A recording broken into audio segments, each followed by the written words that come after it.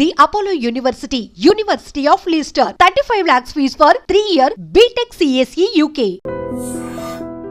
నమస్కారం జగన్నాథం గారు. ఆహా, దయచేయండి. నేను పుట్టి బుద్ధిరిగాక ఇన్నాళ్ళకి మా దేవి ఆలయానికి ఆ పార్వతీ పరమేశ్వరులే స్వయంగా నడిచి వస్తున్నట్టుంది. చాలా సంతోషం. జగన్నాథం గారు, మీ మాట కథంలేక వచ్చాం. అది నా అదృష్టం, మా ఆలయం చేసుకున్న అదృష్టం, మా ప్రజలు చేసుకున్న అదృష్టం. ఈశ్వర భక్తునిగా, అమ్మవారి బిడ్డగా ఆంధ్రదేశం అంతా ప్రసిద్ధికెక్కి అటు కాశీ విశ్వనాథుని ఆలయానికి అలంకరణగా నిలిచిన తమరు ఇవాళ మా ఆలయానికి రావడంతో మా జన్మ చిత్తార్థమైంది. జగన్నాథం గారు, దైవం అన్ని చోట్ల ఉంటాడని నమ్మే మనిషిని నేను. అయితే దైవాన్ని నమ్మే మనుషులు కొన్ని చోట్లే ఉంటారు. శిథిలమైన ఈ అమ్మవారి ఆలయాన్ని వేలకు వేల ఖర్చుతో పునరుద్ధరించిన మీరు, మీ గ్రామ ప్రజలు దైవభక్తులని అర్థమైంది. మీ మధ్య ప్రశాంతమైన ఈ పల్లె పట్టున అమ్మవారి ఆరాధనలో నా జీవితాన్ని గడపాలని ఆశించి వచ్చాను. వచ్చిన మీ జీవితాలు, ఇక్కడున్న మా అందరి జీవితాలు తరించే రోజు వచ్చింది శంకరాచార్య గారు. మంచి రోజు చూసి ఆలయంలో అర్చన ప్రారంభించండి. అలాగే. నమస్కారం.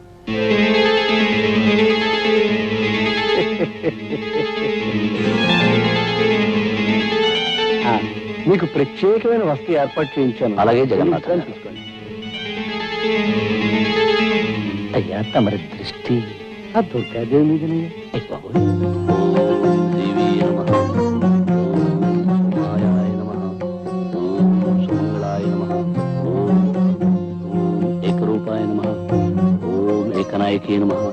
ఓం మహారూపాయ నమః. ఆ మధ్య గోదావరి పుష్కరాల నాడు రాజమండ్రిలో ఆచార్య గారు అభిషేకం చేయిస్తుంటే కళ్ళారా చూశాను. ఏం శోభ, ఏం తేజస్సు, ఎంత ఆకర్షణ. అప్పటి నుంచి నా మనసు వారి మీదే లగ్నమై ఉంది. ఏనాటికైనా వారిని మన ఊరు తీసుకురావాలనుకున్నాను, తీసుకొచ్చాను. తమ చూపు పడితే వదలరుగా. నిజంగా మన ఊరికి తమరు మహోపకారం చేశారండి. అప్పుడే అక్కడ ఇంకా చాలా చేయదలుచుకున్నారు ఆయన. ఒక్కొక్కరికి ప్రత్యేకంగా చేస్తారు, చూస్తూ ఉండండి. పంతులు మరీ ఎక్కువగా పొగిడేకయ్యా.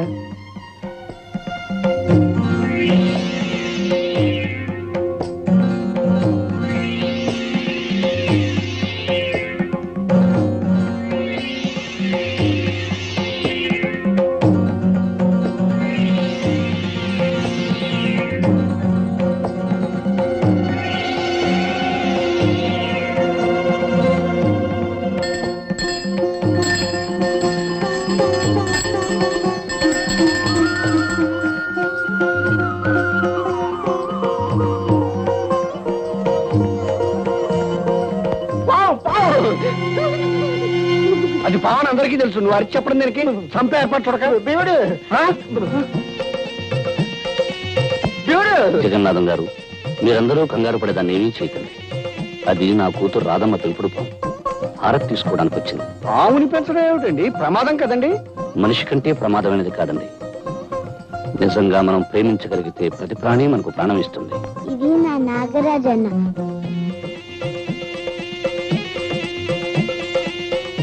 అందరూ దండం పెట్టండి. పెడతాం తల్లి, పెడతాం. కానీ పావును దూరంగా పెట్టు. రేపు పంతులు ముందు అన్నం పెట్టవయ్యా. ఆచార్య గారు, మీ పాపతో పావుకి స్నేహం ఉన్నా దాన్ని నలుగురు మధ్య ఉంచడం మంచిది కాదండి. ఎందుకని అడగండి. అడగడం దేనికి? అది కాటేస్తే చచ్చి ఊరుకుంటాం కనుక.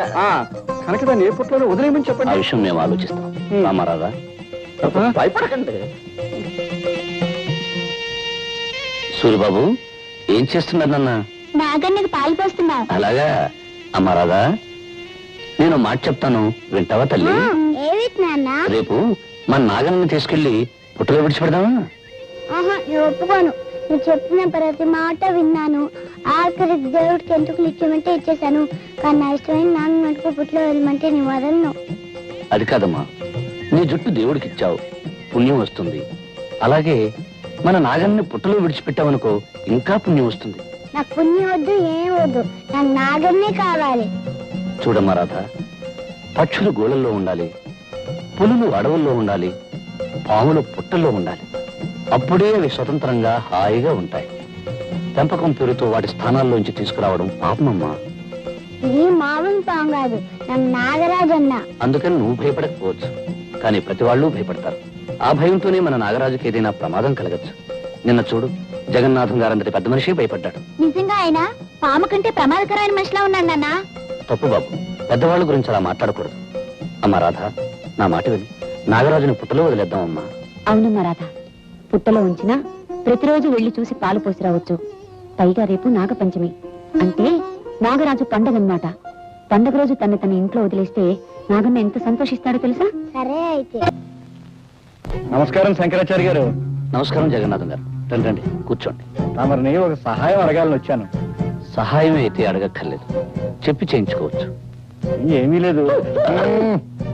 మోదుగులపాలెంలో మా మిత్రుడు పెళ్లి, దాన్ని మహానుభావులైన తమరి చేతి మీదుగా జరిపించాలని నా అభిలాష. కనుక తమరు కాదనకుండా సాయంకాలం వెళ్ళి ఆ శుభకార్యం జరిపించరావాలి. దైవ కార్యం తర్వాత మహత్కార్యం పెళ్లి జరిపించడమే. ఇద్దరు మనుషుల్ని కలిపి దీవించడానికి అభ్యంతరమే ఉంది. తప్పకుండా వెళ్తాను. కానీ ఏమిటో చెప్పండి.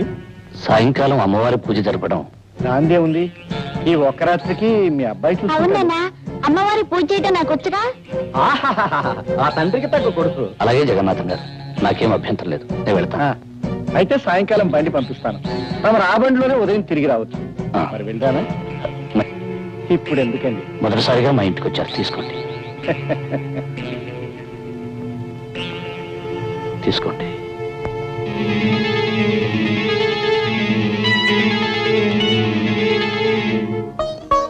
నాగరాజన్నా, నాగరాజన్నా,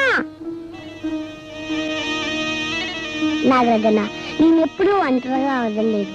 ఇప్పట్లో నుంచి బయటకు వస్తే ఎవరైనా ఏవైనా చేయొచ్చు. కనుక నీ పిలిచినప్పుడు తప్ప నువ్వు బయటికి రాకూడదు. సరేనా? ఒట్టే.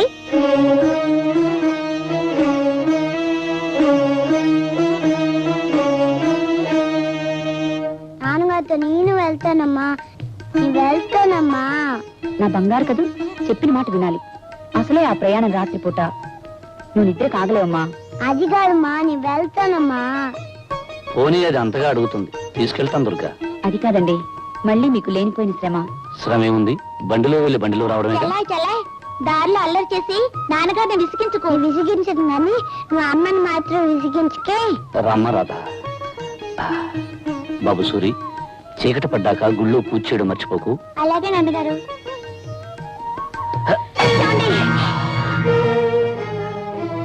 ఏం పర్వాలేదు, జాగ్రత్త.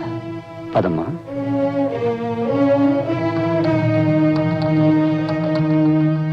ఓం జగన్మాతాయ నమః. ఓం కాళియాయ నమః.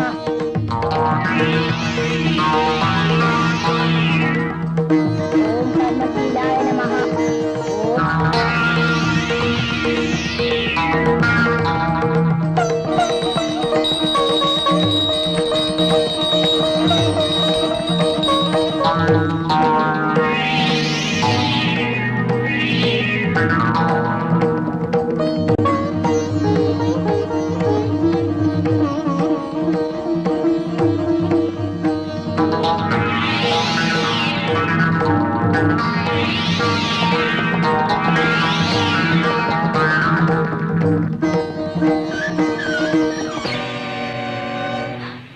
జగన్నాథం గారు. అవును, జగమెరిగిన నాథుణ్ణి, జగన్నాథం.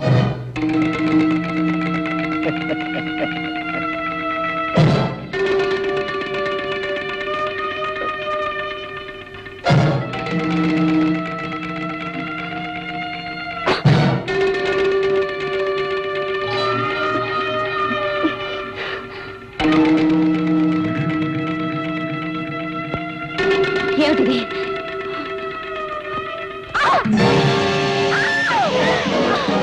పిలిచినప్పుడు తప్ప నువ్వు బయటికి రాకూడదు. సరేనా? ఒట్టే. పిలిచినప్పుడు తప్ప నువ్వు బయటికి రాకూడదు.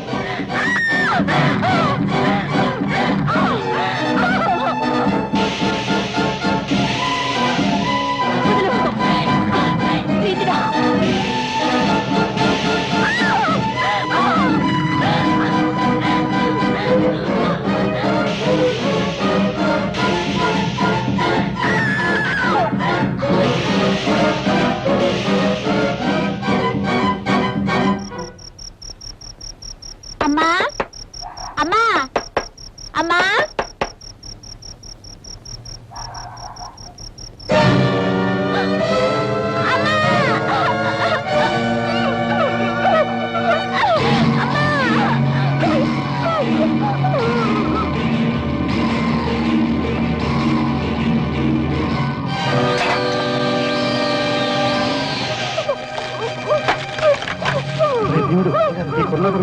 పెట్టాడు. ఎందుకంటే మంచి వీడిని మంటలో పెట్టాడు. నాగేశు.